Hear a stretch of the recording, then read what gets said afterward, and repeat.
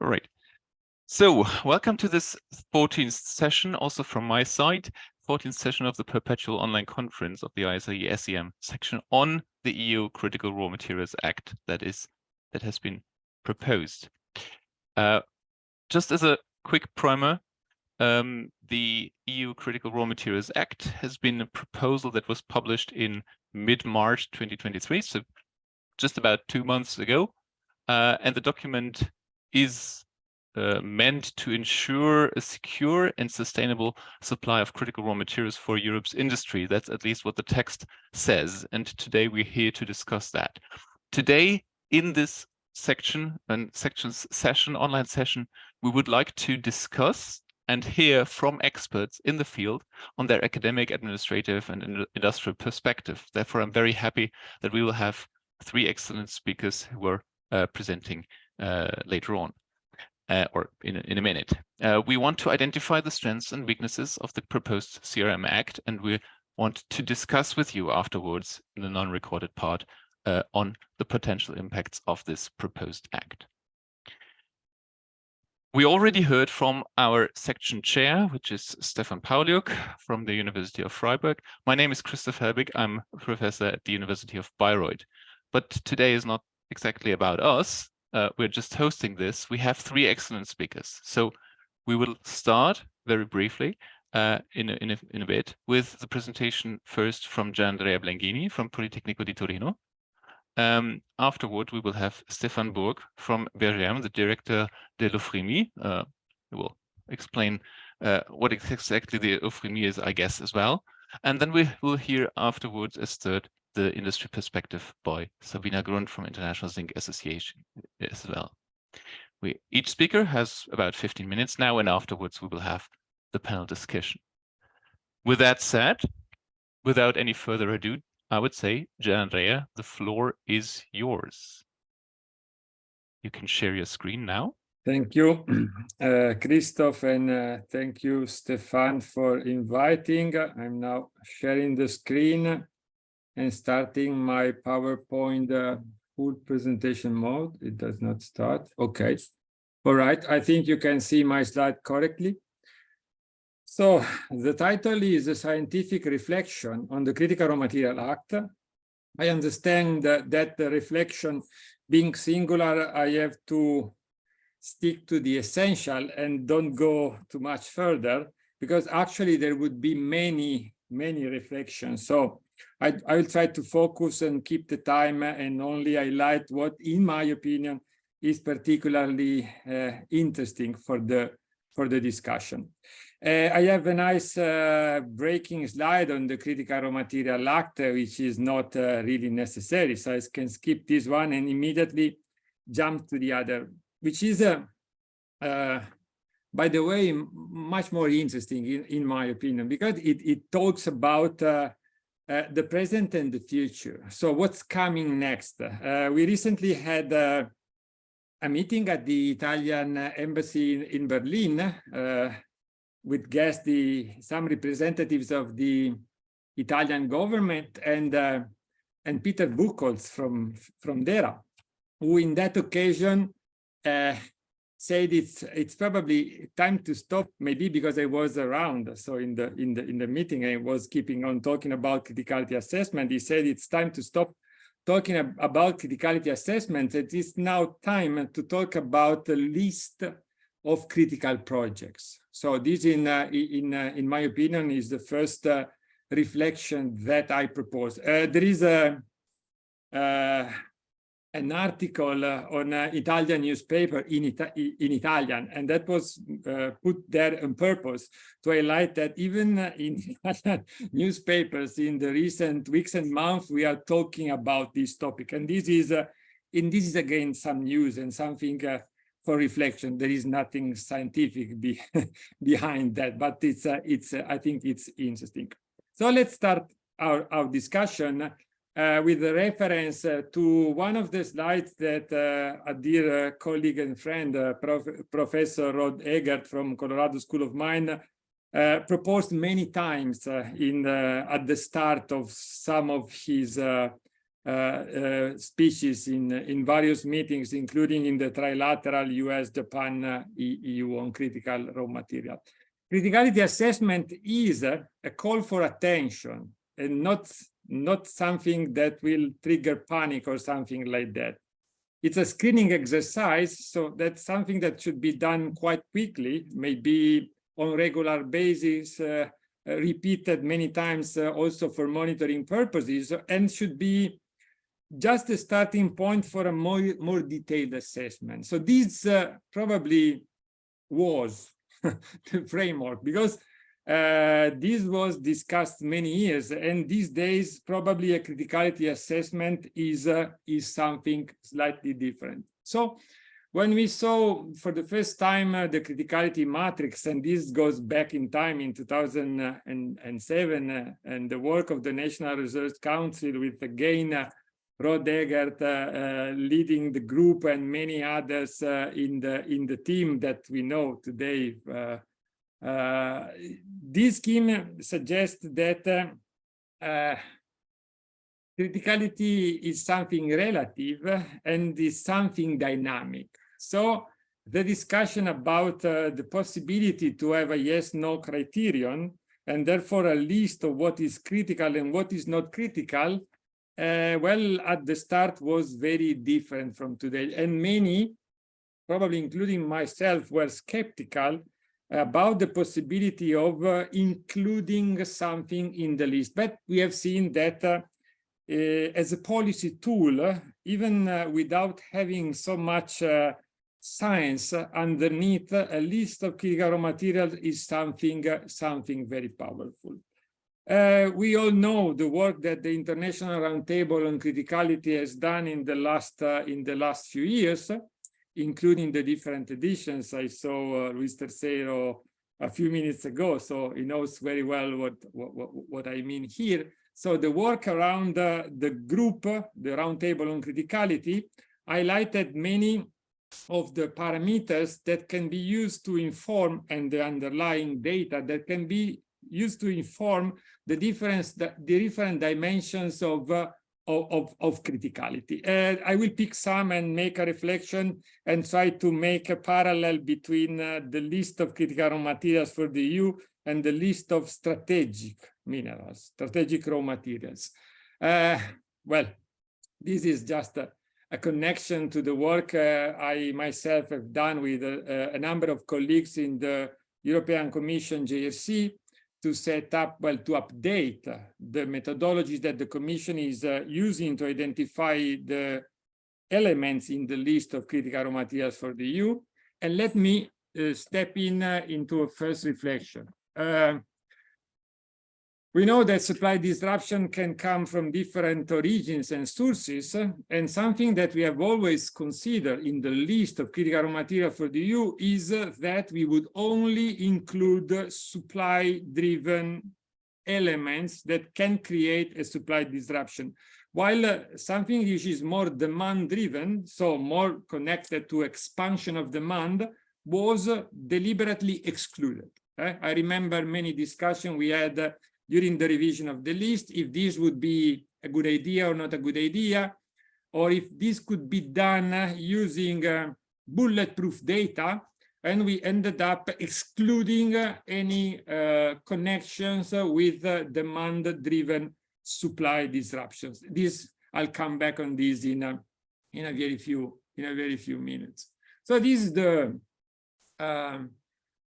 equation that we use for the calculation of the supply risk in the European Commission methodology. I think we all know that very well because we have discussed a long while, and we have already used that in 2017, in 2020, and 2023. Let's say the equations for the calculation and the parameters are always the same. So there is nothing new, and this is still the way the risk is calculated in the list of critical raw materials for the EU. These are the parameters: supply concentration, concentration of importing countries, import reliance, corrections related to trade, bottleneck approach in different stages of the supply chain, and then filters related to substitution and recycling, without any further comments on how these elements are included in the calculation. There is another element which is now helpful for our discussion, which is how the economic importance for the EU list of critical raw materials is calculated. The connection is to the economic system as a whole. And this is another element that I will now bring up for the comparison with the list of strategic raw materials. So the conclusion of the third application of the same methodology led to the current list of critical raw materials for the EU, with some new critical and with some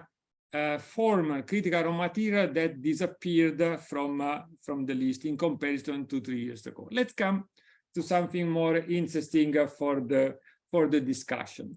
Together with the latest list, the European Commission has published a foresight report, which is the second edition. It was already published 3 years ago, and a list of strategic raw materials. So these strategic raw materials have some characteristics that make them completely different, at least in terms of how calculations are performed in comparison to critical raw materials. So strategic raw materials are essential in key application, as opposed to critical raw material which are connected to, let's say, the entire economic system, divided in NACE level 2 code sectors and so forth. Strategic raw materials have an expected very high demand growth in the next years, so it's completely the other side of the supply risk. And finally, there are evident or likely bottlenecks to expand the supply. This includes the availability of reserves and calculations based on reserves, which are completely excluded from the calculation of the parameters in the list of critical raw materials. So it seems that these families of raw materials are completely different. Well, in the reality, the list of strategic raw material is seen as a subset of the list of critical raw materials for the EU. The details on the calculations is something that we probably cannot discuss in the 15 minutes allowed.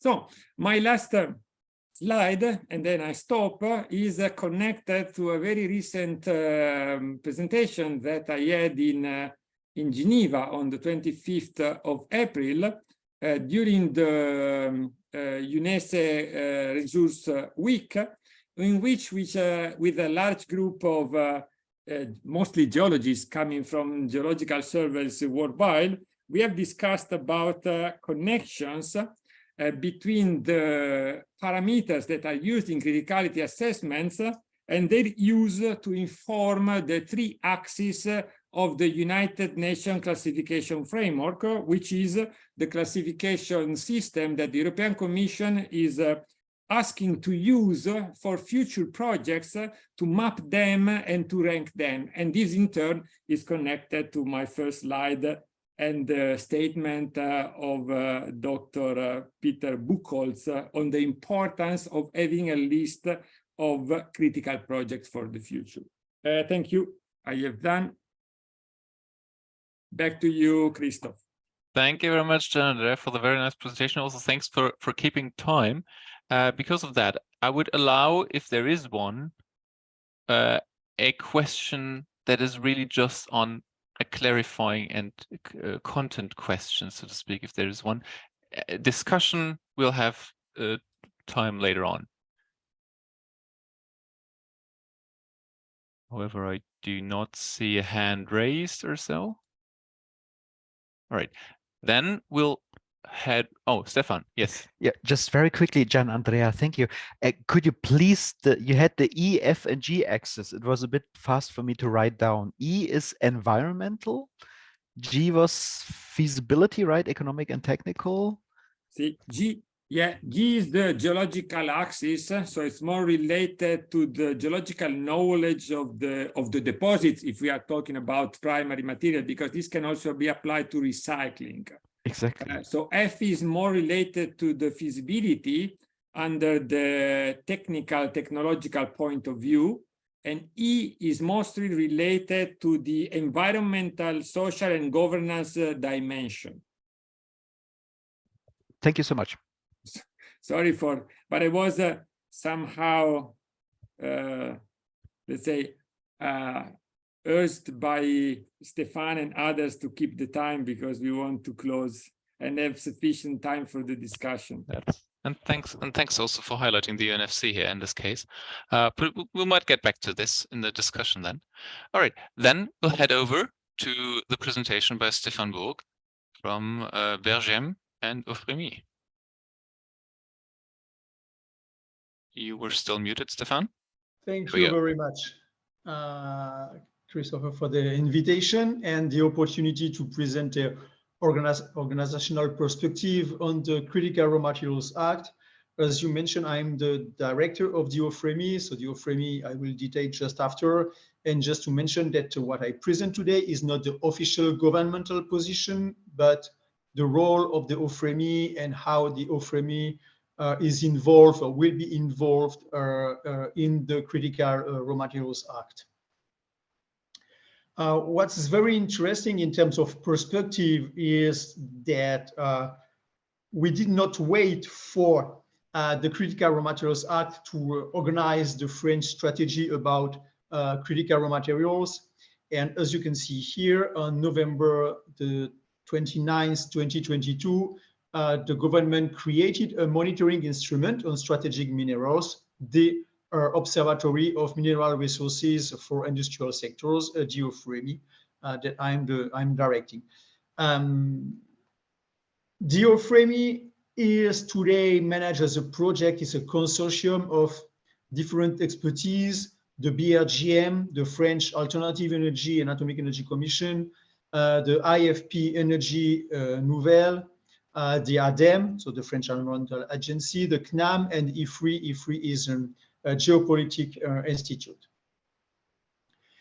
The aim, the objective of the Euphremi is to support industry strategic intelligence position in order for them to face sovereignty and responsibility challenges. We are a public-private partnership with a dedicated team of about 20 full-time equivalent positions. And we are developing a dedicated information and analysis system to support the work we are doing. The Euphremi was imagined, dreamed, I would say, 2 years ago, almost already, and made a real idea a little more than 1 year ago with the French Philippe Varin report published in January 2022. And the context leading to the creation of the observatory is an increased frequency and intensity of hazards. I just remind you that we were just after the COVID crisis at the very beginning of the Russian-Ukrainian war. An increase in the vulnerability factors. Gianandrea just reminded us what the criticality means. And we are facing very complex value and supply chains. And as it was already mentioned, there is an explosion of metal needs and metals from which the EU is very dependent from abroad. Therefore, many risks are potentially coming from these different factors and crises: a risk of sovereignty, a risk of supply disruption and loss of strategic autonomy, and a risk in terms of ethical and reputational issues which is more and more important, both for the industry sectors and the public bodies. The OFREMI was created to support both the government and the industries, and therefore we are developing tools to address the different issues that I've just mentioned you. These tools are based on one side on monitoring, and the term is very, very important. So mapping of reserves, resource, of refining and processing capabilities, a mapping of flows, a mapping of the market, of the prices, but also a mapping on the demand side, a mapping on materials and technology intensity, mapping of flow and uses of the raw materials, and a mapping or a monitoring of the potential evolution of the demand. And among all of this, and the added value is also on the analysis that we perform. Criticality analysis. France has criticality matrix, not really a list, but a matrix, and the different raw materials that are in the matrix have also a criticality fact sheet, lighter than the EU one, but anyway, it exists.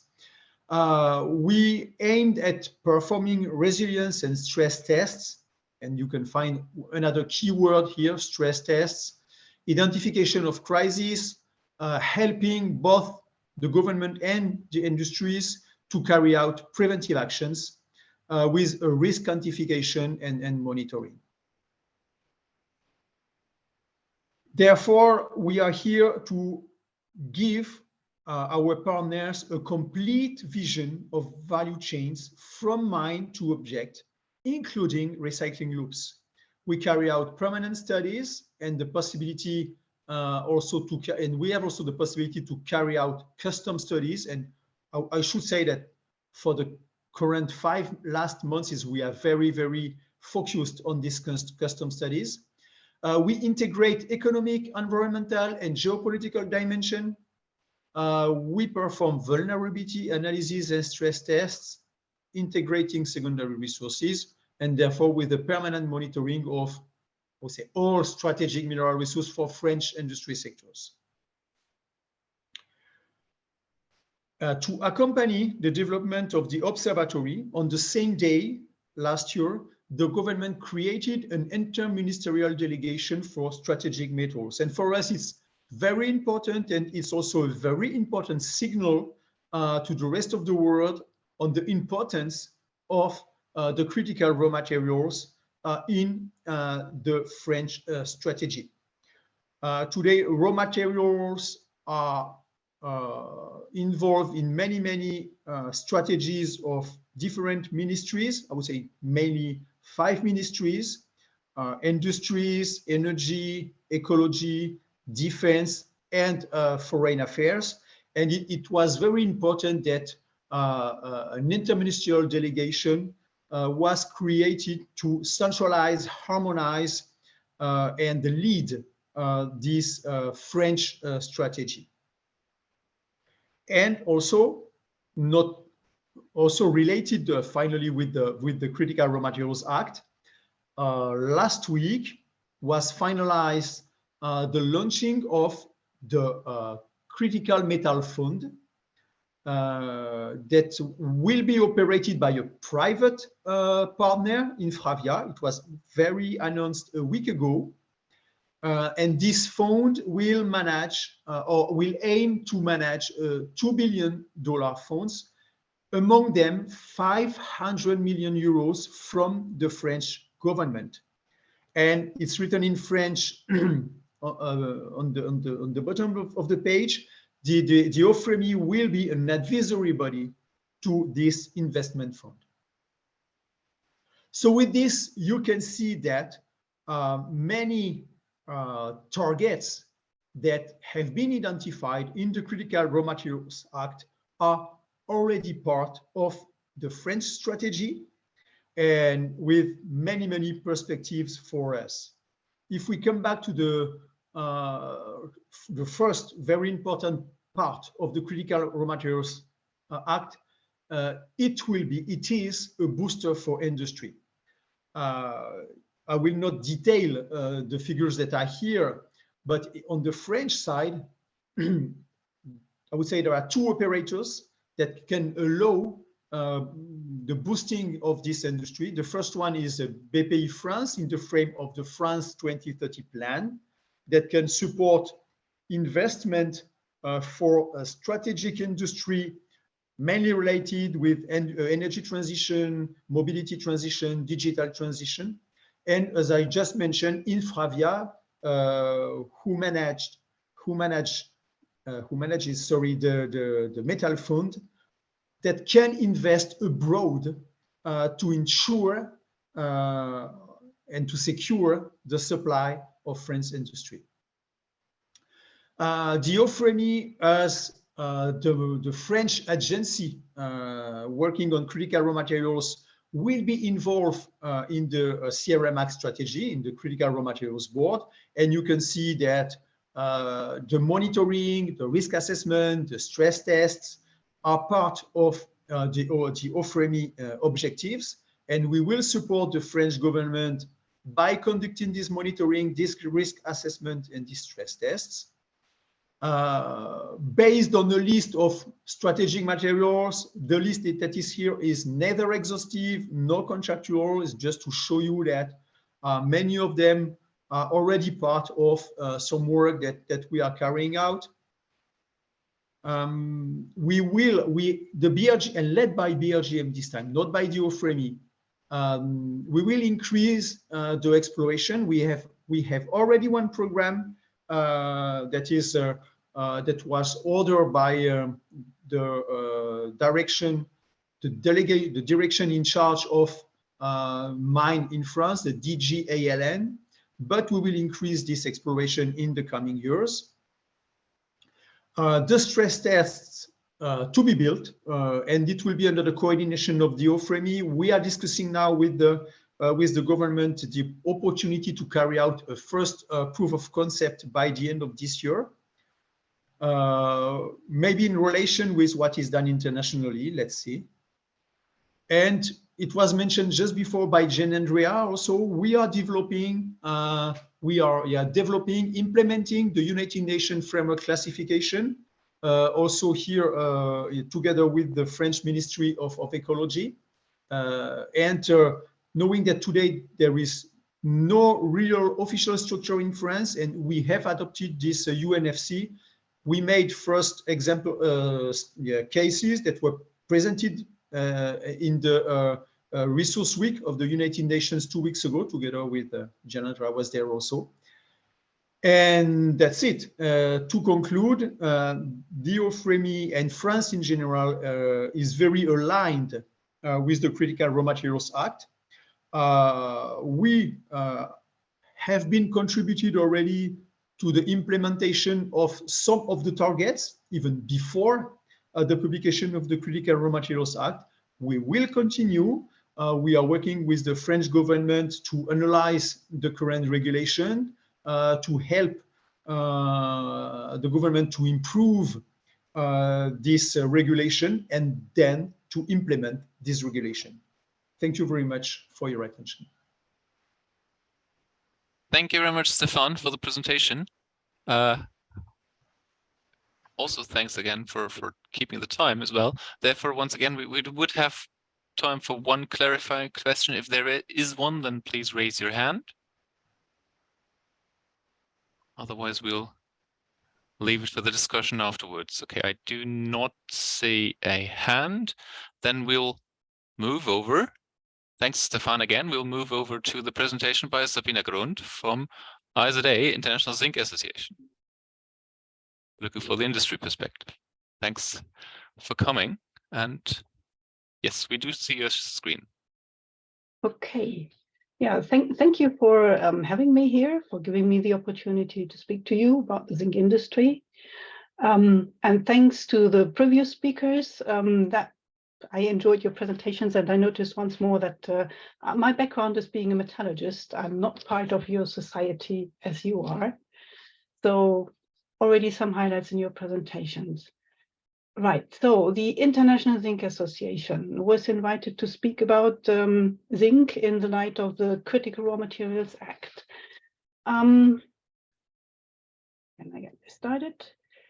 So I thought maybe I first spend one slide introducing the International Zinc Association so that you know whom you're speaking with.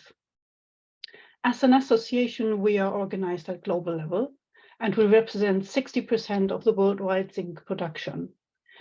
If you exclude China, it would make 80% in the Western Hemisphere, and we think that's quite a lot.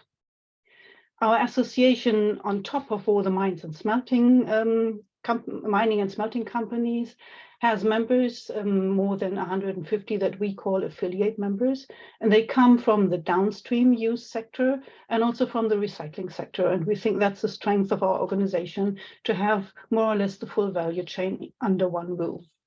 We have offices in the US, that's where our head office is, in Brussels, in Delhi, and in Shanghai. And like me, some of our colleagues work in home offices. That makes one home office in Germany, that's mine, one in California, one in the Netherlands, and all over the world. So while showing you this slide, you already see some of our zinc uses, which I will come back to in the subsequent slides. I will spend the next 14 minutes talking about zinc uses, and specifically those that enable the energy transition. Then I will give you some information about the European zinc industry, because that's what we're here about. And of course, I will show you some critical points for us linked to the Critical Raw Materials Act. Talking about zinc uses, I took the freedom of including one picture I took in Paris in February this year, and that's the Eiffel Tower. And I use this to introduce one of the major uses of zinc. You may see this sort of net that's attached to the Eiffel Tower here on this side. The Eiffel Tower is completely made of iron. And all year long, you have people moving up and down, painting the Eiffel Tower to protect it from corrosion. I mean, it's probably, I don't know if that's an interesting job to do, but if Eiffel had galvanized the tower early on, this would not have been needed. I mean, the tower would have had a slightly more grayish appearance than it looks like more reddish these days, but it would have been maintenance free. And I think that's an advantage talking about durability. So now back from the nice photographs and to more numbers, since you are scientists.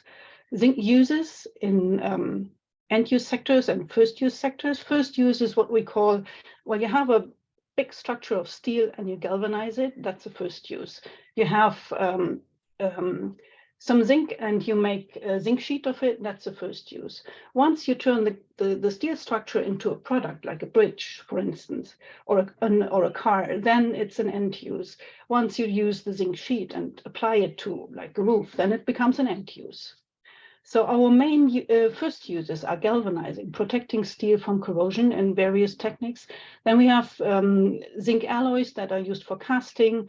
Brass and bronze is another big group. Brass means zinc is added to copper to make it brass and give it specific properties. And then, of course, we have the zinc compounds, and that links to the one photograph on the previous slide with the green leaves. Compounds are used, for instance, in animal fodder or in fertilizers because zinc is an essential element. Now, the end-use sectors, that's construction, infrastructure, transport, and that's a lot of our end users. And many of them are linked to galvanizing or to casted parts. And by having so many different first use and end use products, our value chain becomes very complex. Now, showing you, well, I struggle with the headline, Zinc, the Great Protector. That sounds like a fairy tale. It's not very technical, but I like the picture. I got this slide from our communication department. So this slide shows you where in a big city, in places where people live together, zinc is used, even though you don't see it. It's not very fancy, it's not well known, but it's, for instance, used for all the steel structures that you can see here, wherever they are, the cars, the buses, and even in concrete, you find, we call it rebar, it's steel, and the modern thing is to galvanize the rebar before it goes into the concrete. That makes the building or the bridge or whatever last longer. And I mean, that's something that is linked to the circular economy, even more than recycling, make things last longer. And now moving on to the energy transition. I bet that zinc is not the first element that comes to your mind when you think about the energy transition. You think about lithium, you think about copper and nickel, and it's all correct, but even zinc is needed. For instance, the transmission towers, they need to last, even in winter storms, and for a very long time, they need to be galvanized. You have the windmills, specifically when offshore, they need to last for the intended design lifetime, and that is 25 years, if I'm not mistaken. You can, of course, send somebody out there painting all day, but that's not, I mean, it doesn't make sense. You have the solar panels. We will see them on the next slide. They are mounted on something. They don't hang in thin air or lay around on the grass. They are mounted on a steel structure, and the steel structure needs to last. Batteries, you think about lithium and nickel, but zinc is used in batteries too. And we see an increasing use for zinc-based batteries in the storage, the big stationary batteries that you need to transform a non-constant power supply from wind or solar into something constant. And that's where zinc will have its use in the future. And then, of course, I mean, cars will, as long as cars exist, be galvanized. But something that would like to move in focus is Europe's zinc electrolyzer capacity that could be adapted to deliver 500 megawatt battery capacity for 6 hours daily. So that's like, you could use our industry as a battery as such to overcome power shortages or oversupply. Now let's have a look at the solar power production. I told you about the mounting structures. But it's also important to look at other elements like gallium, germanium, and indium here. Gallium and germanium, they are critical raw materials. Indium voice is not any longer.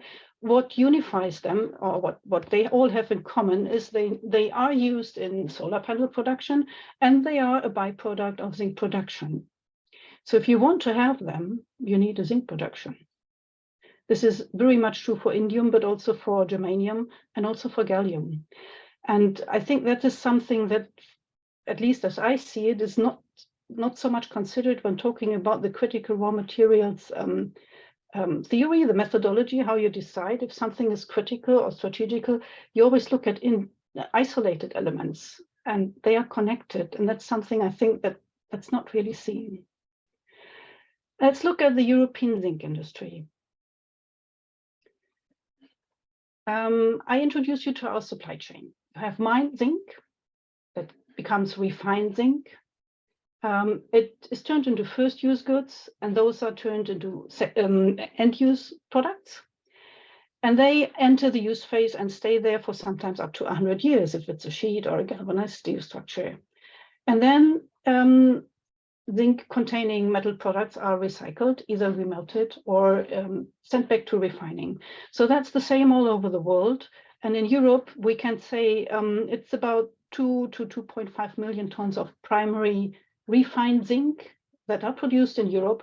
And the difference here between 2 and 2.5, that makes if you include Norway or not, if you include Russia or not. Where does our metal come from? Where do the ores come from? Well, zinc does, Europe does have a zinc mining industry, but we also import ores from Peru, from the US, from Australia, and from other countries. If you look at the same thing at global level, a lot of zinc is mined in China. And then you have Australia, Peru, and others. But this is a nice and healthy mix. And I refer to this publication from Eurometaux and the University of Leuven, with their Metals for Clean Energy report. So it's a healthy mix. It's not, in Europe, it's not a dependency on one country. Where does our metal come from? Now that was the mined ore. The metal comes from recycling. I look at 2020. 36%. That's 1/3, I would say. We have a metal production from domestic ore, that's this bit. And we have metal production from imported ore. So that's less than 50%. And we do not have any imported metal. So that means Europe has a zinc industry that can satisfy its own demand, but ores or ore concentrates need to be imported in 2020. In that study from KU Leuven and Eurometaux, it was not foreseen that the tonnage of zinc needed in Europe per year would increase dramatically. There would be an increase linked to the energy goals, but it's not like with nickel or with lithium. However, last year, we saw that the European zinc industry closed down their smelters, and we had only 50% of the usual production due to curtailments due to energy prices. So what does that mean? The situation looking at an industry can change from one year to another. And there was one slide in the previous presentation where this was highlighted. Looking at this, you would say, well, zinc, well, nothing's going to happen to zinc. But here you can see, well, something could happen to zinc. And it could happen quite quickly. And the smelters are not all of them are yet back into operation. Looking at critical raw materials and looking at time, my colleague Erik van Genderen looked at criticality assessment all over the world, and he said that, well, as you probably know better than I do, similar concepts and lists exist in many countries, and the results for the various metals are different. Zinc, for instance, and its co-products are critical minerals in the US and Canada, and zinc is regarded as strategic in South Korea, and you can find similar results for many other countries in the world. For Europe, zinc currently is neither critical nor strategic, but we think the zinc industry is an essential cornerstone of the European metals ecosystem. And I had thought to sort of go over this quickly, but the metals ecosystem is something I think you should be aware of. As said, germanium, indium, and gallium are produced as byproducts from zinc. And that is because you find the metals in the ore associated to one another. They never occur in isolation. So a zinc ore typically has, in addition to the three named elements, also lead, for instance. So if the world in the next years will need maybe, I don't know, maybe less lead or more indium or more germanium, and it all comes from, or some of it, much of it in some cases comes from zinc production, will you then double or half or triple the zinc production? I mean, this is something I think should be considered. What challenges does our European zinc industry face these days? High energy prices, I said that already, but there's also a lack of planning security, and permitting procedures take far too long. There's a lack of funding to scale up low carbon recycling technologies. We do have them in lab scale, but we need them in large scale, and that requires funding. And we see a lack of exploration specifically for zinc.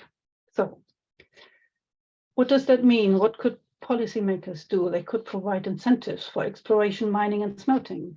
They could offset energy costs, or they could provide financial incentives to attenuate renewable energy fluctuations in the grid. That's the part about the virtual battery. Then invest in recovery technologies or streamline permitting. And of course, I think some education is needed in the public, but also in the regulatory space about the importance of zinc. We think we are underestimated. And those were my 15 minutes, and I'm happy to answer questions. Oh, by the way, I would like to introduce my colleagues Howard Winbow and Mick Gillis. They are based in the Brussels office, and they are the ones to ask specific questions about well, the Brussels space, I would say. So, thanks. Thank you very much, Sabina. Thanks for this excellent presentation as well. All right. That summarizes the academic perspective, the organizational perspective, and the industrial perspective that we had. I'm going to pause and stop the recording now.